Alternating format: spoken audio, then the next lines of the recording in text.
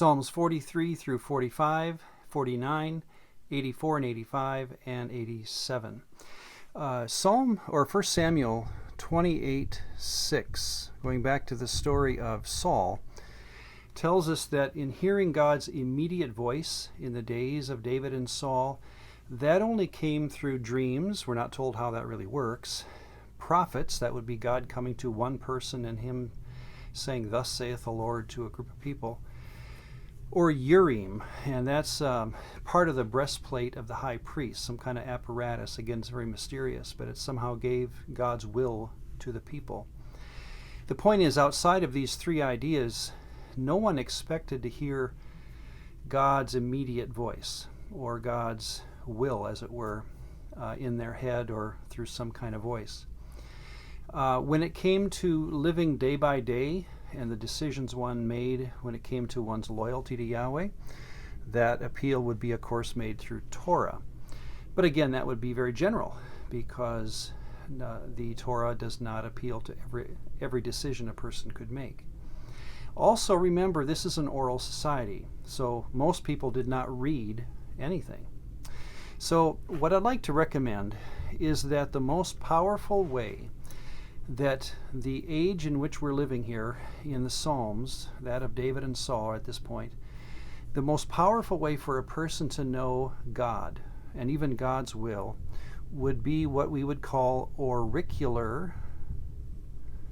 the auricular witness of ancestors. Now you can see in that word auricular the idea of oral or audible. In other words, you're listening to mom and dad, grandma and grandpa tell about the deeds of God. And that was what I caught in one of the Psalms that we read for today. Let me read a few samples of what I'm speaking of when we talk about this auricular witness of God. Psalm 44:1. "We have heard with our ears, O God, our fathers have told us, what deeds you did in their days, in days of old." 48:13. "Mark well her," that's the temple's bulwarks, "consider her palaces, that you may tell it to the generation following. For this is God, our God forever and ever. He will be our guide even to death." 66, verses 5 through 10. "Come and see the works of God. He is awesome in his doing toward the sons of men. He turned the sea into dry land. They went through the river on foot. There they will rejoice in him. He rules by his power forever.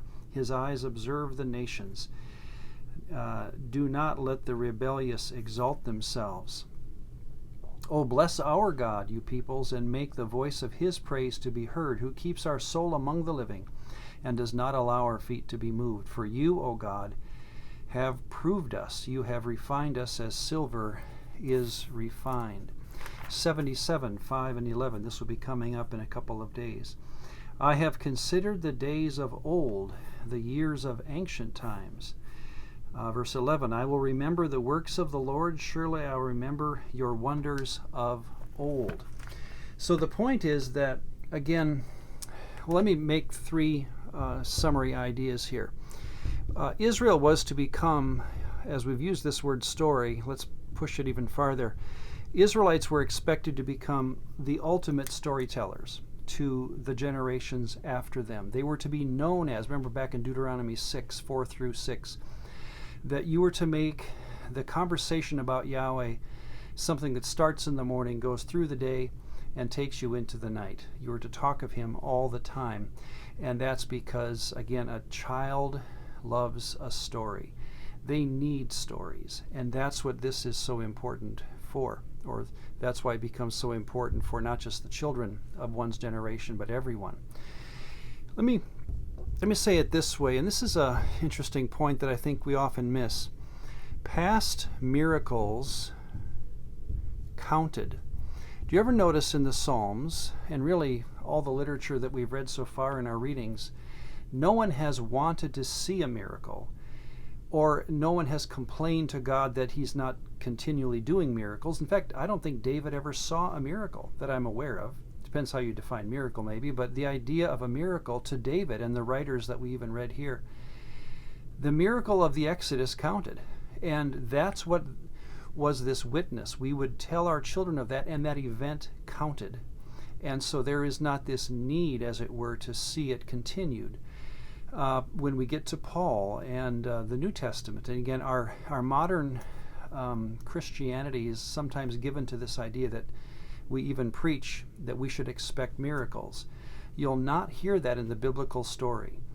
The expectation is not miracles, the stories are of miracles, and that's enough. So Paul, for example, when we get to the New Testament, it will be the resurrection of Jesus that he will be counting on for the promise of his own future.